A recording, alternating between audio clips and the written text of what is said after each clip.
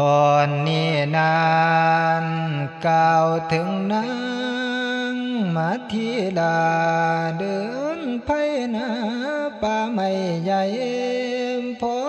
ตะเว้นคำคอยมัทธิลาสิเต้าคืนพอนั่งมาหอดห้องเขาหอมบนเปลี่ยนหอมพอแต่มาหอดห้องเขาน้อยแปลกกะใจด้วยว่าเทวดาดาวได้เพ่งกายกับเพชรดิเดชกากะทำให้สู่ซึ้งตนหนึ่งทำตัวให้ได้แปลงเป็นเสือโคร่งขยุงแดนเต้นดอกตันไว้อันปองทางตัวหนึ่งแปลงเป็นเสือเหลืองตัวขนาดโดดผ่านเต้นกะตันไว้อันปองทางตัวหนึ่งแปลงเป็นเสือราชสีสัตว์ใหญ่จังว่าตันปองไว้ดอกทางนานห่มผ้าอ่านว่ากันละยาน้อยขันมาเห็นกายานสันคิ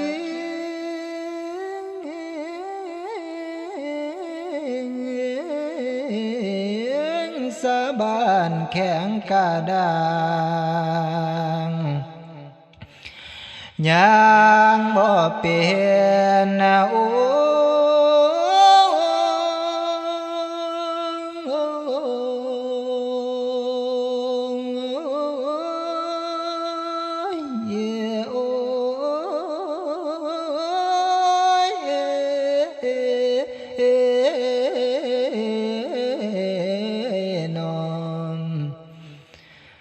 ตอนนั้นคนคิงขาดอกพังตายตัวสานั้นว่าพระแม่เจ้าลืมเนื้อเจ้าลาลุงจิตนั้นคือทวงลาขน้อยอ่อนทั้งสองสีคือกันหาสานีผู้อยู่ของคอยทางนางจึงโป่งกะตามันไว้ได้วิ่งบอนก้มกราบกล่าวว่าสาธุสาธุสาธุเนื้อ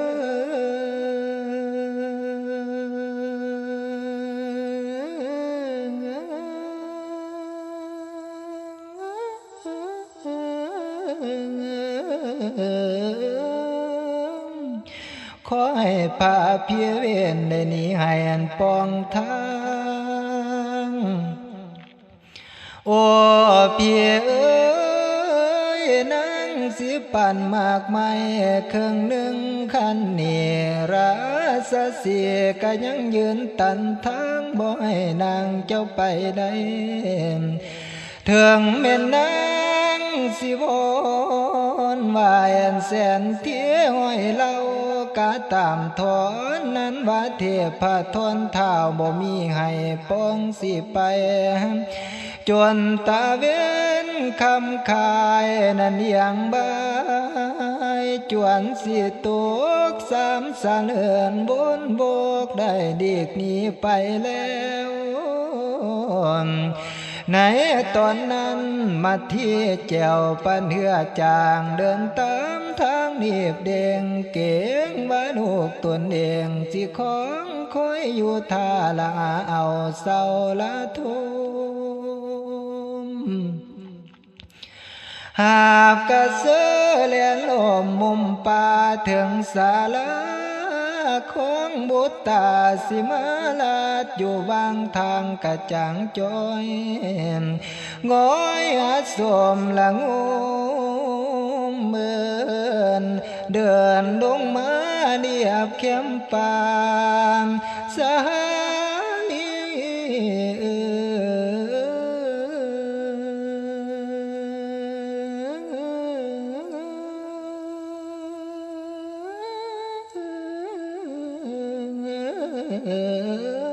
กัน แม่เจ้ามาหอดแดวนั้นคำแก้วเจ้าอยู่ใสเดือแม่นพวกเจ้าได้กะดีสอนหัวสู่คำกัวทอใดเสียงมีดเงียบเสียงบอกขันตานนางจิงไปทุนบายนั้นสมพันโพธิลาดบ้ามพี่เอ๋ยอันว่าสองลูกน้อยของโอยกะเล่าหายขอให้พระจงเกลือในวนโปรดปานีน้องทนขอให้กูหน้าภายโลกใครควรคำแจ้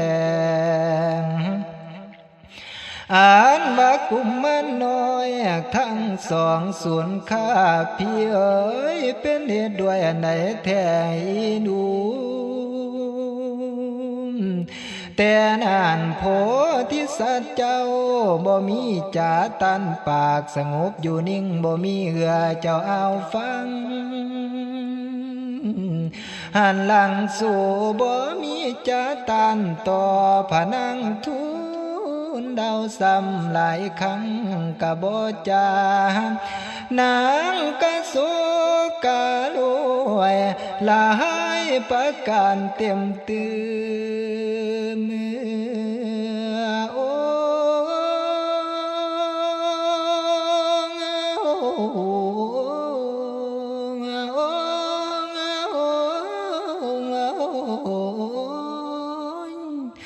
ทุกทอฟ้าในก้อยกันเกือนกะหา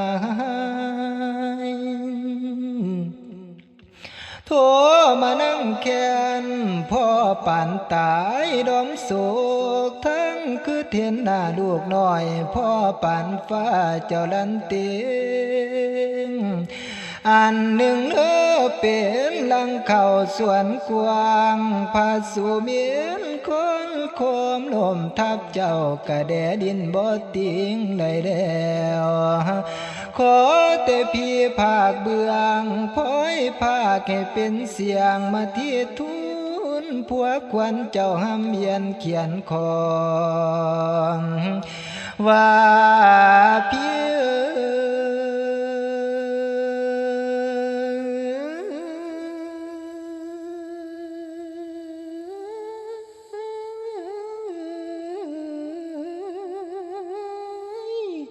ข้าสิโม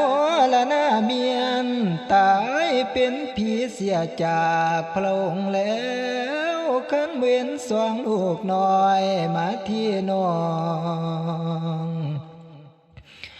ส่วนสิตายโอ้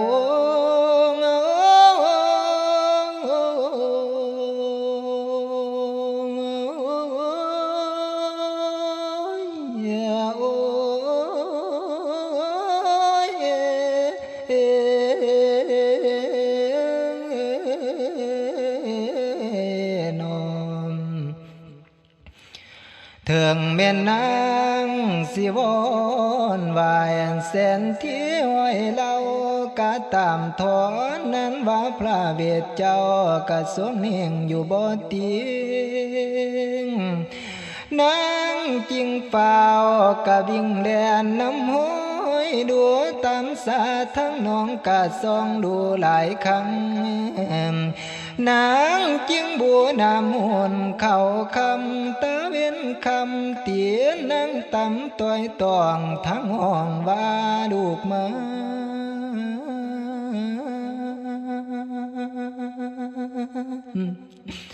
เจ้าอย่าได้อยู่สา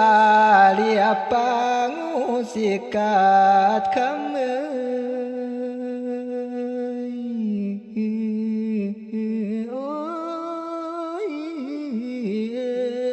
มากินเฟืองไฟหวานหน่วยหมากเหนียวยำแดงแม่ได้แปลงปิดขวานขันไว้ได้สมควรเลือกไว้ถ้าป้อนดูก่อนมันนิ้วแม่ล่างแดวหมากเหนียวสมแม่ปาดหัวว่ากัน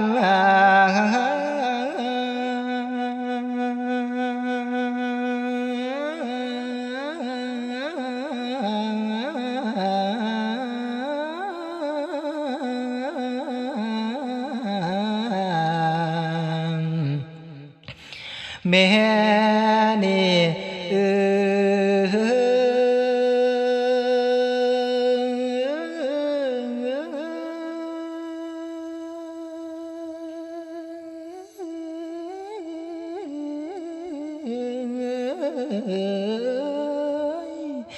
วางสานีแม่นี่เอิ้นคำใดก็เลยมีติ่งติ่งบ่มีสิ่งสิไขคานบ่เห็นสองกุมารผัดแลนหลวงในน้ำมาที่เลยลงโคนอยู่สาเสียก็ไหลเล่าเนื้อบางขาบจากลงน้ำแล้วจุ่มจุ่มเปิดใบบัวแล้วกะกลมได้หมอบซองหาห้อยดูตามสาพังน้องกะบ่มีพ่อน้อยกาบขึ้นมาทุนเจ้า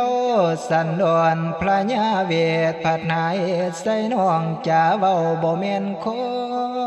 งว่านั่งรักดินสู่อยู่ในป่าพญาทนป่าพืชผิดกามีบ่ห่วงผัวกำบุตรน้อยกาบขึ้นมาพัฒนาเรื่องฝ่ายน้ำตาหาลูกบางพ้องดูถูกอายดอกดื่มทิมยิ้มบ่พอนี่ละนอมาที่เอ้ยเพิ่นว่าสร้างเปิดใหม่ไหลป่าบ่หัวสาปากนี่ไก่วังกว่าข้าวข้าวน้ำห่วงหักไก่วังกวางไปลงต้มบวกควายแสวังใส่มีบ่แพ้ไปลงกว่าแต่บวกต้มเจ้าคือตีไข่สิทำกินแกงไก่มาที่เอ้ยไข่บ่เจ็บปวดเนื้อไผสิหูเจ้าหอมปัวขันเม่นหน้าพวงให้มาที่นางคนใหม่ไข่ของนางคือสิมิตอ้อยจอละคือสิมิตอ้อยจอยอยากแก่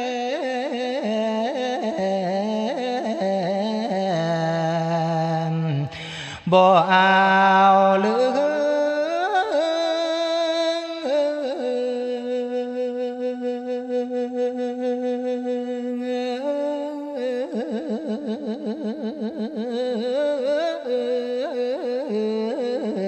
น้อมพระเวทปะโทนั้นก็เสยอยู่บ่มีจามาที่เวียนธนาทุกลังสิติอกมอยว่าพี่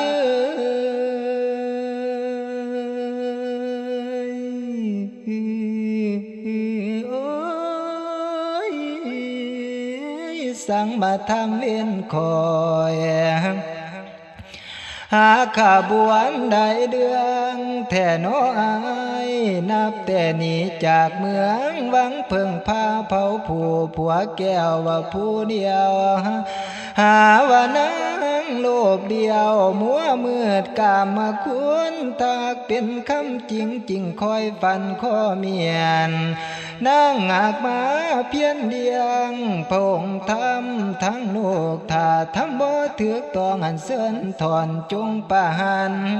เสียวหัวห้องไม่ยอมเพียสารภาพโอ้พี่เอ้ยขนังทำถือต้องพนังน้องจงจะเลือนเดิ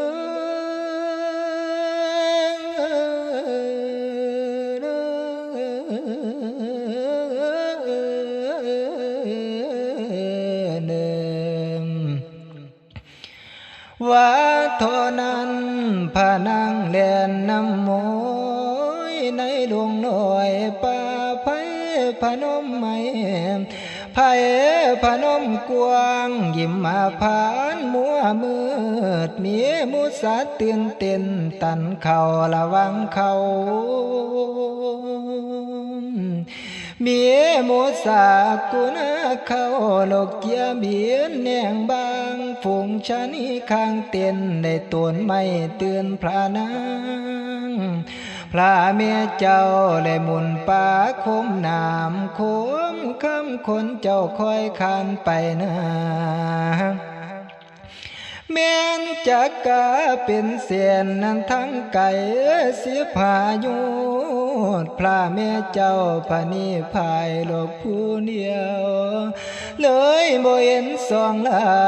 กันหาละเจ้าทั้งคู่มาเที่ยอยู่บ่ได้ไกลให้อาหังมานุ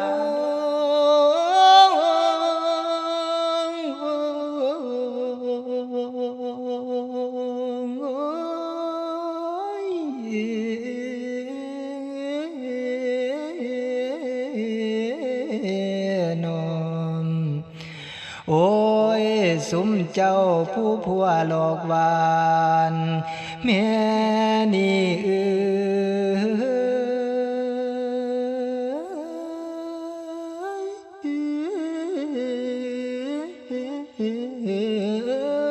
สุมใส่ใจเจ้าผู้ผัวมาขามค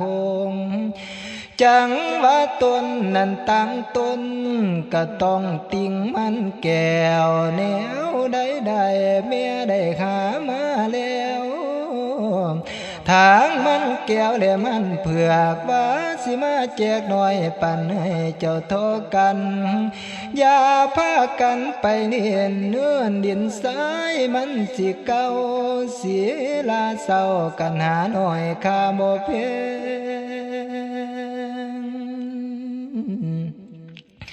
ในตอนนานเห็นว่าบ่ได้เดืองก็เกินสู่หาสมกะไป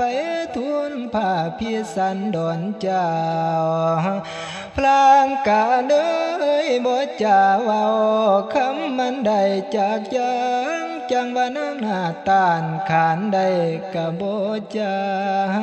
แต่นั้นกำสูญเสียงตามาเที่ยมัวมืดมาแล้วเหตุแค่นี้ลูกน้อยก็เลยล้มเจ้าเท้าลุงเลยสลบลมเจ้าเป็นลมเท้าดาวดินขันดวงเดียนแล้วลมพุ่มดอกไม้มาทีลาก็เท้าตาย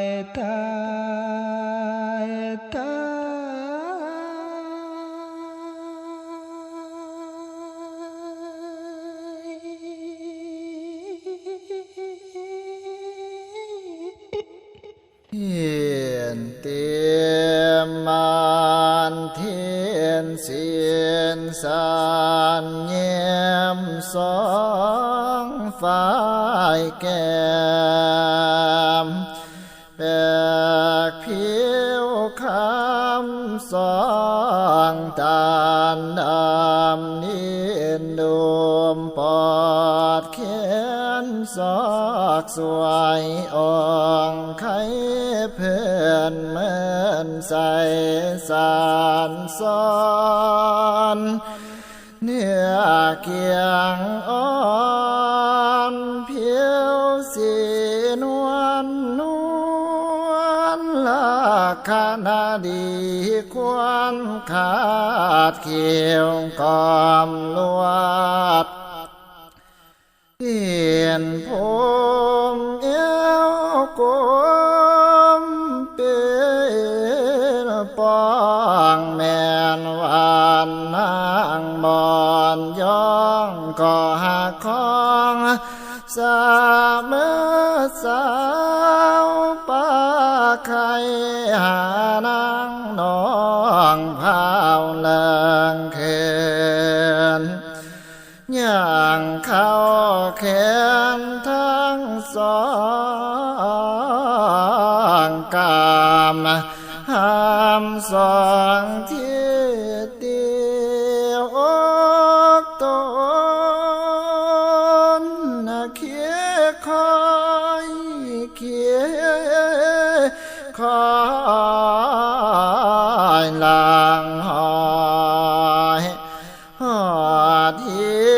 ตายเนื้อเพียนดินตายเจียมไก่แถมพำบาทไทยมังหาลาเสียมก็มีแดงอาถาในกาลเมื่อนานบานเผาเหตุสารตันลาเสียมเห็นลาสมาเทียงลมทอดจอดใจเถิงข้ามกลางวนหากถึกต้องแก่น้องนาไทยมาเทียมเจ้าก่อหอมพึ่งหวานดังเรือมาเทียมแหลมมันไทย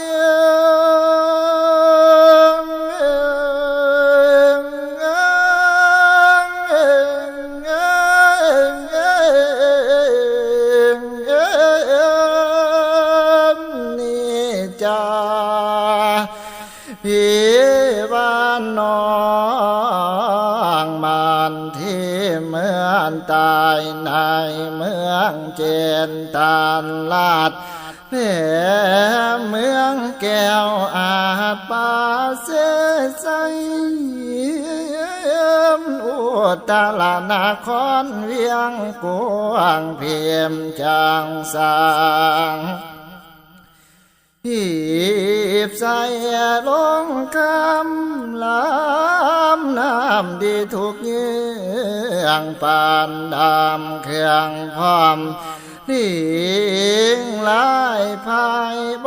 นเพียงจากใส่ปราสาทมีทางหอบนางคานลาดข้าบขอหลวงดวงปีแลนสอมฟังคำนำเพียนจากแต้มหลายวันทานกลางเพียมจากใสดอกผักแวนเป็นอาจนา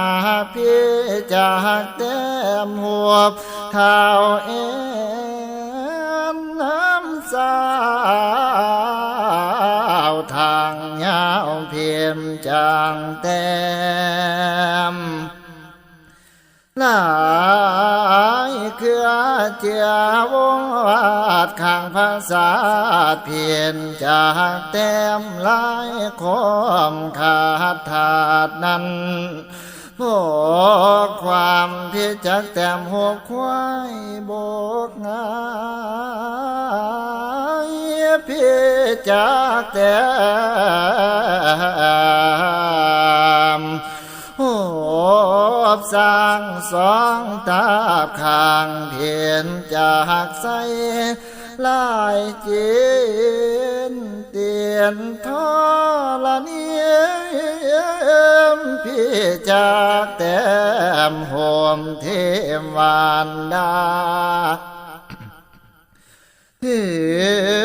ทุ่งใสเลียนลันนาเพียงจากแต้มโหมเจ้าจางกลางวันเทียนลาดมา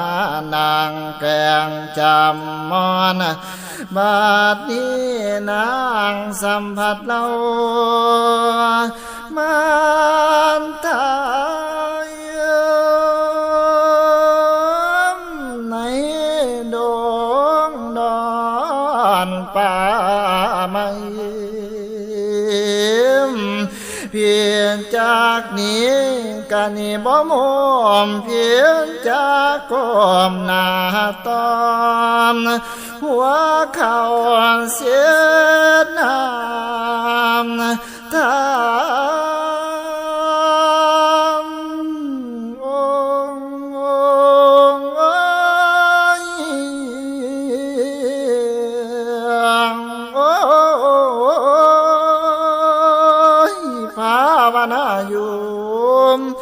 ก็เป็นอันยากทวงสองห่างวิวรณ์บาดนี้ นา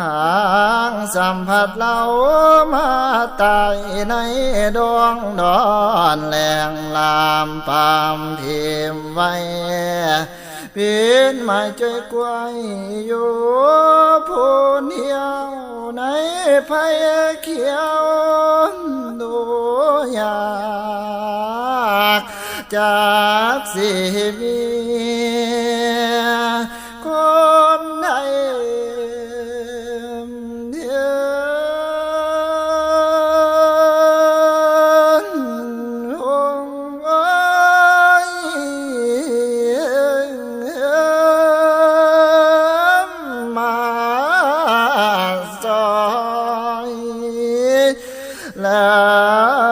สากทรงสการแก่นนางนองขานแก่นไทยบาดนี้นางมาตายในดงดอนป่าไม้เพียมจางป่าลาเจ้าไว้ให้กันดังอยู่เนื้อแผ่นดินได้แหลมนางอ่อนน้อมพี่วานน้องแก้วกูแล้วเมื่อตายในเมืองปานเส้นสายดังนั้นกินยาอันเลิกสากทรงสาการด้วยปาลิวานเสือศาสตร์ญาติกาวงศานท้าวเอลานถามอ่านว่าเมืองทั้งสองคือว่าเมืองจิตตลาดและเมืองแก้วอาจปานเส้นใสจานเลยโยงก็เพื่อว่าจังคำเขือกเงือกไปมาด้วยอันเลิกสากทรงสาการแก่นางนงขานแก่นไทยบาดนี้นางสัมผัสเรามาไทย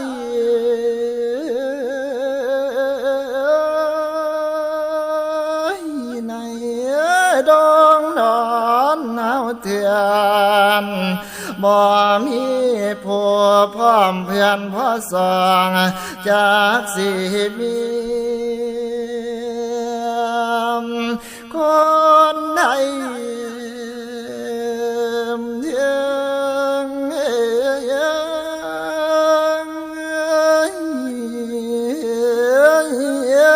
มาซอยเลิกสากสองสร้างการจากเสียมีคนใดมาซอยป้องผ้าไหม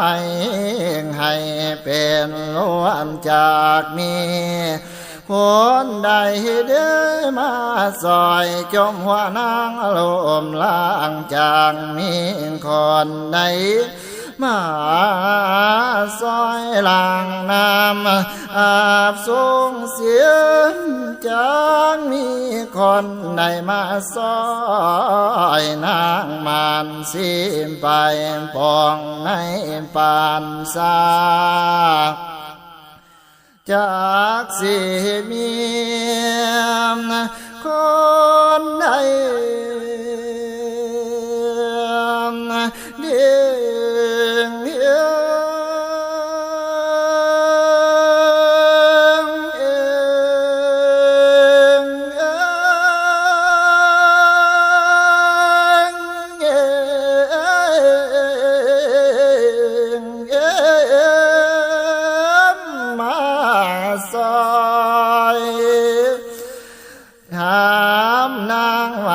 เสียไปปองในปานสานจางมีคนใดมาซอยผ้าไม่ให้เป็นเสื่องสะก้อนบาดนี้นางสัมผัสเรามันตายในดวงดอนเลี้ยงลา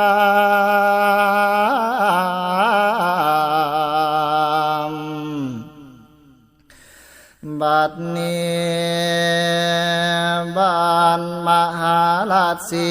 เจ้าเห็นหางมรณาดอ้วงพระบาทนังเกิมบันไทยสอนดอกเก่าเสียงพระองค์เลี้ยวพ้นพีจากเสียประกันให้เดนอมโอ้ยเนียนมาที่สลบไปเกือขี้ดินมองมัวคว้าแขนจมคืนบนผ้าพรมได้เอาอ้างตั้งแต่มาอยู่ดาวบอกเคยต้องเจ้าต้อยเคียงเมื่อนี่บาดนิ่งเสียเลี้ยวอยู่ดูได้เหลือสิตายจริงคาก่อนคิงบ่ติงเนื้อเล่นเอาเลือนอลาแพงขวัญตาต่อเป็นห่วงโอ้ย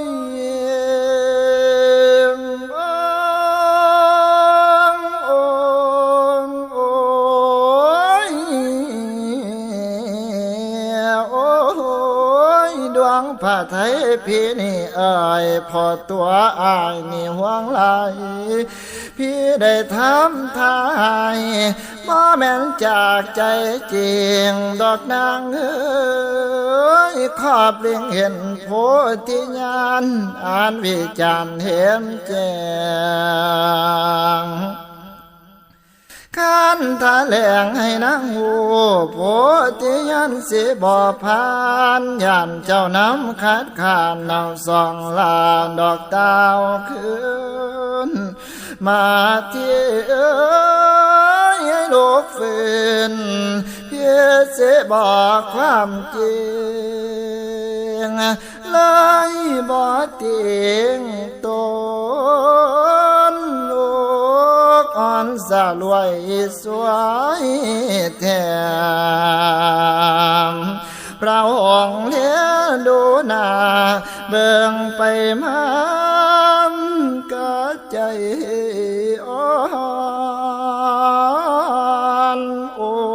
แม่ดวงดอกซ่อนสะอ่อนดีวิกะใจ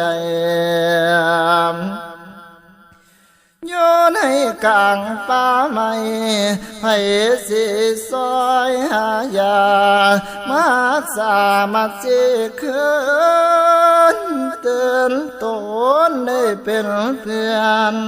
เหมือนพระไทยสิเพมังบ่จากทางสิแก่นซอยพระเวทเบาเอียนอ้อยได้ควันคำเจ้าหำมอนข้ามเบิ่งใส่กะบ่ฮอนเย็นสะเงียบคันลมฝื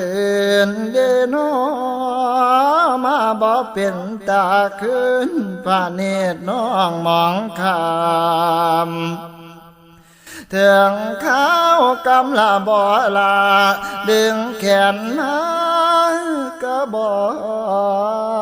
เตือนพระเวทสองสะเอื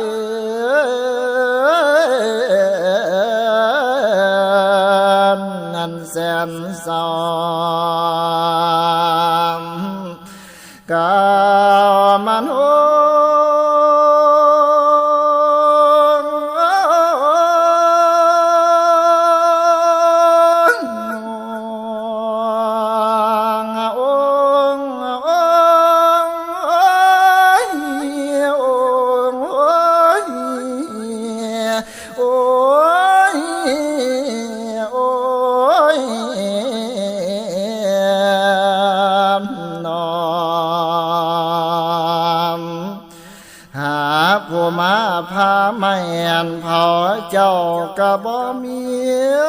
พระเบศพาที่ว่าพระองค์เดียวขันทั้งจมไม่เห็นหนเจ้าป้องทางแก่นั้นป้องไข่มาเทียม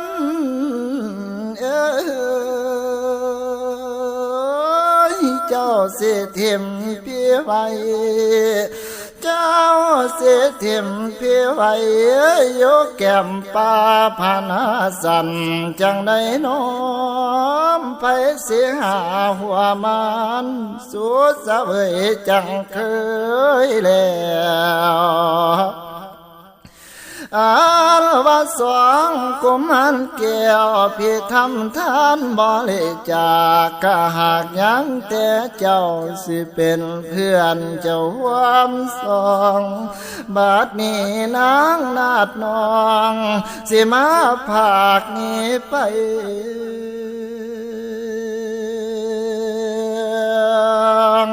โอ้ย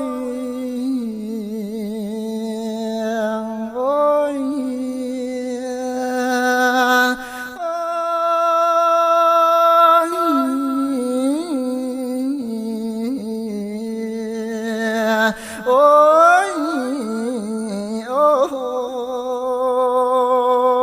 ยเพียสิมองนี้ไปจังสิคือมัดสินองอันแต่ในหนห้องจากกาวันแม่นพื้นเกี่ยวมาผู้ดีจังหน่อยมัดสิซอยยากเสียนย้ำเปียโถกับบ่วินพี่เข้าป่า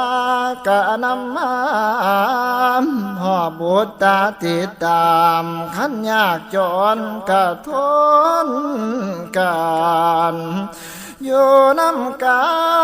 นเพียรสร้างบ่ไหลวางอุปถากความลำบากกับแม่นเจ้านั่นเอาไว้อยู่ผู้เดียวเขียวเขียวใบฝ่ายสร้างมาตายอยู่กลางป่าเดือนเดือนจากฝ่าเสียคือลาห่างพิสัยนะจังว่าสาธุเดิมสาธุเดิมจังว่าสาธุเดิ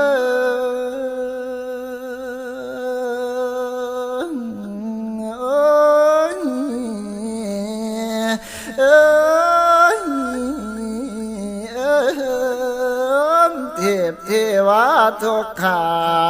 ยเทพเทวาทุกขายในคงเขตพระนาด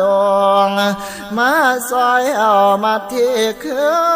นในเตือนตนเทียงปืนปาลาเมีย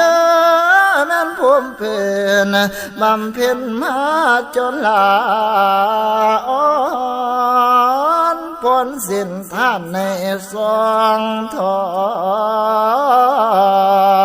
นในมาทอนซอยมาเที่ยนั้นทอเดิมพาคุณ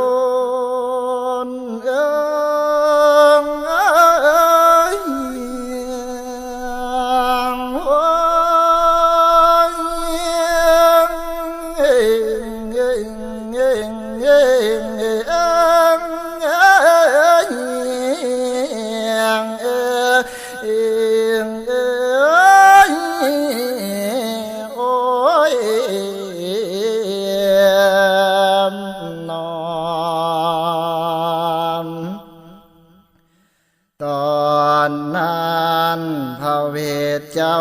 กะนวดนวงสงภาคตากว่าเหลือมาส่งแม่อานงกะเลยเฟื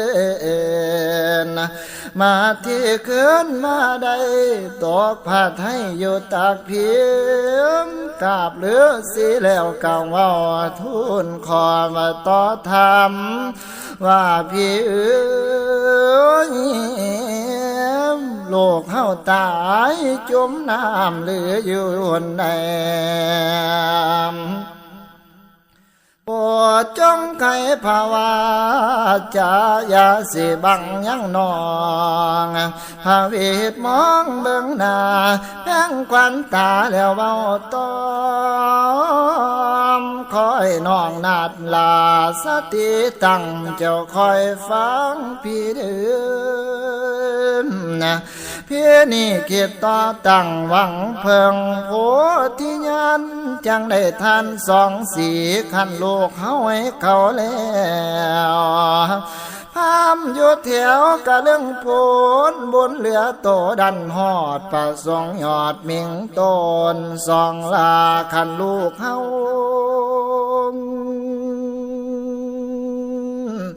ขันเสถากาว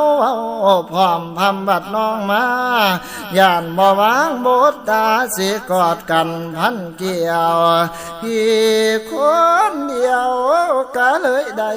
ตัดเส้นใจท่านทอดขอให้ยอดมิงลาสติตั้งเจ้าต่อบุญพิธร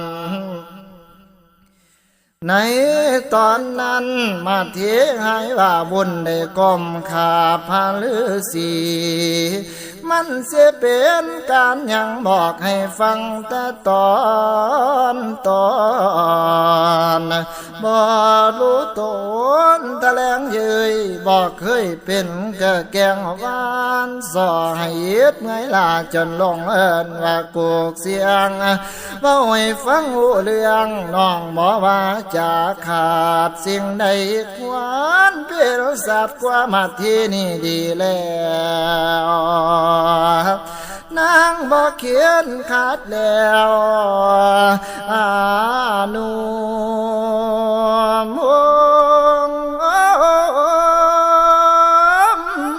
รวมพระพิม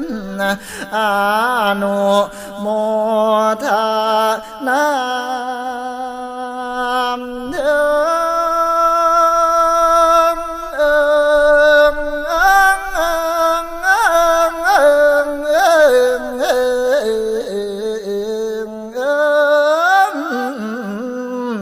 พี่เจ้าจิงเทโสปาการในตอนนี้พุทธองค์เก้าตานนิทานเทศนาก่อน90 ตอนพระคาถาผูกมาเทกะจบนี้วังเทียลงไว้พวกต่อไปสิได้การสากบันมันนามนิทานเลียงสิต่อเติมนั่นละนามสัทธา